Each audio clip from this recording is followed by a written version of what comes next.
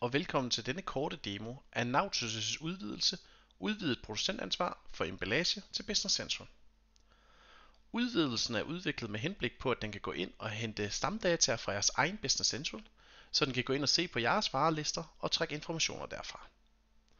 Når udvidelsen er blevet sat ordentligt op, går den ind og danner emballageforbrugsposter på jeres varer og på jeres salg. Så når I sælger, tæller den automatisk de her poster med, som vi senere kan rykke ud i et Excel-ark, hvor vi kan analysere den eller indberette den. Men det første vi gør, når vi har installeret appen, er at vi lige går op i vores tandhjulhop. Vi klikker på mine indstillinger. Under rolle klikker vi på de 3 prikker. Så går vi lige op og finder den, der hedder administration af udvidet producentansvar. Klikker på den. Klikker OK og OK igen. Herefter kommer vi ind på det tilknyttede rollecenter til udvidelsen, hvorfra vi fortsætter. Det første, som vi vil gøre, når vi er kommet ind på vores rollecenter for første gang, er at sikre, at udvidelsen har den rigtige opsætning. Det gør vi ved at gå op i toppen og finde opsætning. Så vælger vi opsætning af EPR. Dette åbner en side, hvor vi har mulighed for at vælge en masse standardværdier. Vi kan til at starte med vælge, hvilken standard materialeenhed vi vil bruge. Vi vælger den til at skal være i kilo. Derefter så kan vi vælge vores landekode til at være i Danmark. Det er altså til det land, jeg højst sandsynligt vil komme til at indberette mest til.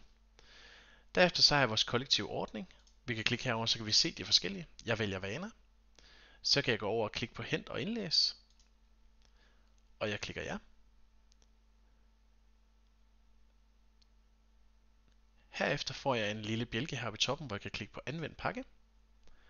Og herefter så har vi fået opsat vores stamdata og de værdier, som vi skal bruge i forhold til indberetning til vaner. Og det kan vi se ved at gå ind i vores opsætning igen. Vi kan vælge materialekategorier, og så kan vi se, at vi har dem her. Når vi har fået sat vores stamdata op, er vi klar til at kan lave vores vareemballagedetaljer for vores varer. Det gør vi ved at finde den, der hedder varer- og emballageklasse. Klikker på den og åbner den her side. Her har vi en række filtre, som vi kan bruge til at sortere med. Jeg vil finde den, der hedder varenummerfilter. Klik på de 3 prikker. Det her det åbner en liste over alle mine varer. Jeg vil vælge min vin, og jeg klikker OK. Som I kan se det første her, så har jeg 3 linjer. Det er fordi, jeg har været inde på mit varekort for vin, og siger, at jeg sælger den både som en enkelt flaske, eller en kasse på 6, eller med en palle med 144. Jeg markerer den øverste heroppe, som er min basisenhed. Derefter går jeg ned i min emballagedetaljer. Hernede siger jeg, at jeg har glas, og at det er en beholder, og at det måske vejer 0,9 kilo. Niveauet er sat til højt, og så er det restaffald. Så går jeg ned på næste igen, og siger, at den måske har noget jern. Den har en jernlukning oppe i toppen, og den vejer måske 0,12. Jeg går ned på næste linje igen, og siger, at den måske har en label, og noterer den. Når det her er gjort, så har jeg oprettet mine emballagedetaljer for min basisenhed på vinen. Så det vil sige, når jeg går herop i toppen igen og vælger den næste linje som er kasse, så behøver jeg ikke at notere dem her igen, for den kan selv finde ud af at gange basisenheden op med 6. Her skal jeg kun notere det ekstra emballage, jeg skal bruge. I det her tilfælde vil det være en papkasse. Det kan også være med en label på og noget tape rundt om. Og den sidste hernede med en palle, der noterer jeg de samlede papkasser, der er brug for. Og en palle. Det kan også tænkes her, at jeg skal have noteret min tape, hvis det er nødvendigt. Når det her det er blevet gjort og sat op, så vil det sige, at for hver gang min vin den bliver solgt, eller der er en enhed, der bliver solgt, så bliver der oprettet nogle emballageforbrugsposter, som kommer automatisk ved bogføringen af salget. De her poster de kan så senere trækkes ud og analyseres eller indberettes. Står man i den situation, at man har rigtig mange varer, og man ikke ønsker at skal ind og finde hver enkelt vare ind i vores vareemballageklade for at tildele den de her emballeringsdetaljer, eller er man så heldig, at man har en leverandør, der gerne vil levere dem til en, så har man mulighed for at kunne udlæse en Excel-skabelon, som man kan berige med de her emballagedetaljer og derefter indlæse den igen.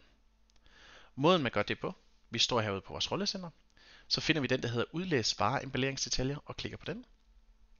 Det her det åbner en side, hvor vi har mulighed for at kunne lave en række filtre. Vi kan sætte filter op på, om det skal være et varenummer, om det skal være en enkelt eller flere. Eller hvis vi står i den situation, vi har en leverandør, der leverer flere, så kan vi ovenikøbet lave et filter på leverandøren. I den her situation, der vil jeg gå ind under mit varenummer og vælge min vin og klikke OK. Det her det starter en download af en Excel, som vi kan åbne. Det her det giver os en liste, hvor det første vi kan se, det er, at vores standard måleenhed, det er kilo. Vi kan se vores varenummer, og vi kan se vores beskrivelse, at det er vin. Vi kan under enheder se, at det er en kasse, palle og stykke. I det her tilfælde vil jeg gå ind under min vinflaske på et enkelt stykke. Jeg vil gå hen under glas, som vi kan se her ved at holde over. Jeg vil skrive, at den vejer 0,8 kilo. Så siger vi, at den måske har en jernhætte, som vejer 0,5. Så går vi ind under papir og siger, at den har en label, som måske vejer 0,08 kilo. Når det er gjort, så gemmer jeg den. Jeg lukker den her ned, går ind i Business Central igen. Så går jeg ind under indlæs. Herinde der kan jeg finde indlæs fil. Jeg klikker på de 3 prikker. Jeg klikker op her. Så kan jeg finde min fil på computeren. Jeg finder den og klikker åben. Når det er gjort, klikker jeg OK. Vi kan se, at den nu har fundet, at der er blevet skrevet 3 ind. Og vi kan se, at det er ud fra vores varenummer. Vi kan se, at det er styk. Vi kan se, hvilke materialer det er, og vi kan se vægten. Når det er gjort, klikker vi OK, og så er de blevet skrevet ind i systemet.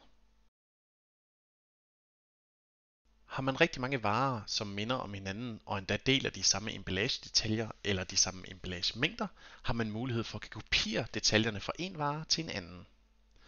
Måden man gør det på, det er, at vi går op i vores søgefelt heroppe. Så søger vi på kopier. Så vælger vi den, der hedder kopier vare emballeringsdetaljer og klikker på den. Det her det åbner en side, hvor i vores kilde har vi mulighed for at kan vælge den vare, vi vil kopiere fra.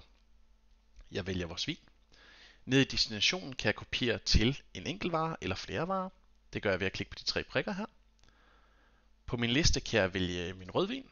Hvis jeg klikker OK nu, kopierer jeg kun til rødvinen. Men jeg kan også, når jeg har valgt min rødvin hernede, holde Shift nede, og så vælge hvidvin med, eller køleskab, hvis den også skal med, og så videre kan jeg trække den ned. Hvis der nu er nogen, jeg vil frasortere, kan jeg klikke herude og frasortere den.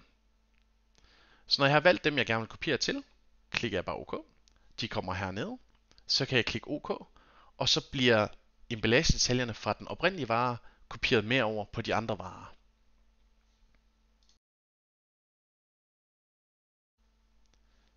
Som et ekstra værktøj til håndtering af det her med emballagedetaljer, hvis der fx skulle være sket nogle ændringer, eller hvis vi har en emballage, der kan være en variabel, som er derfor svær at skrive ind på vores varer, så har vi mulighed for at kan bruge vores emballageklæder.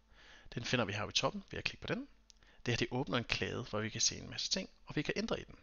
Vi kan gå ned i bunden, finde varenummer. Herinde kan vi gå ind og så vælge Torskov, og så klikker vi udfold, og så kan vi se det emballage, der er blevet brugt til Torskov. Her der kan jeg så sige, hvis nu for eksempel en beholder den er blevet ændret, eller der er noget andet, der skal laves om, så kan jeg rette det til herinde. Hvis jeg derimod har for eksempel noget wrap omkring en palle, der kan være en fleksibel ting, som er svær at skrive ind på varen i sig selv, så kan vi gå herned. Under varer igen kan vi vælge wrap, og herinde kan vi notere. Så lad os sige, at lager de køber en rullehjem på 20 kilo. Efter en uge, så er der 18 kilo tilbage, så noterer vi det her, og så kommer det simpelthen med i vores samlede emballageforbrug til sidst. Ved at vise, hvordan I kan trække data ud til analyse, vurdering og indberetning. Det er dog vigtigt at understrege, at de data, I trækker ud herfra, det er altså det akkumulerede emballageforbrug, baseret på de bogførte poster, som I har oprettet tidligere.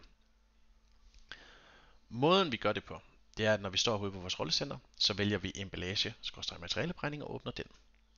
Det her det giver os en side med en række filtre, som vi kan bruge til at sortere vores data med. Vi har et datofilter. Vi har også et landefilter, hvis vi sælger til andre lande. Vi har debitorfilter, varebeskrivelse, varenummer og en beregningskilde. Vores beregningskilde står som standard til faktisk, det vil sige, at den ser på det faktiske bogførte, vi har haft.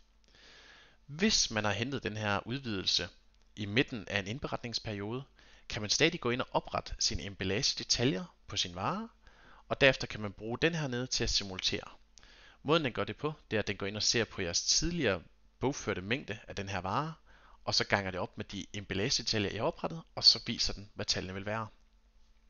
Her der vælger jeg bare faktisk, så går jeg ind under varenummerfilter og klikker på de 3 prikker.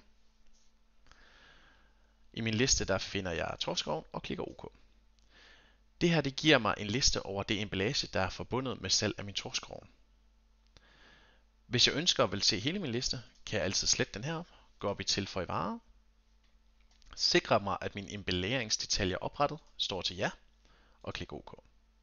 Det her det giver mig en fuld liste over alt det emballage, der har været i forbindelse med mit salg. Når jeg har min fulde liste heroppe, så kan jeg gå op i udlæs til Excel, klikke på den og klikke download. Det her det opretter en Excel-fil, som vi downloader og som vi kan åbne. Filen den kommer med flere forskellige sider. Den første side vi har, det er den samme liste som vi så inde i Business Central. Det er altså alt vores emballage vi har her. Nede i bunden kan vi vælge side og skifte over til en pivot, hvor vi har mulighed for at kan sortere mere i vores data. Her kan vi nemmere trække dem ud og indberette dem. Vi kan også sortere dem og sætte dem op som vi vil. Vi har vores materialer herude, hvor vi kan se vores forskellige poster. Vi har vores fleksibel plast og pap og papir osv. Vi har også vores gradueringsniveauer. Der er også mulighed for at kan sortere i vores varenummer og vores sortering osv.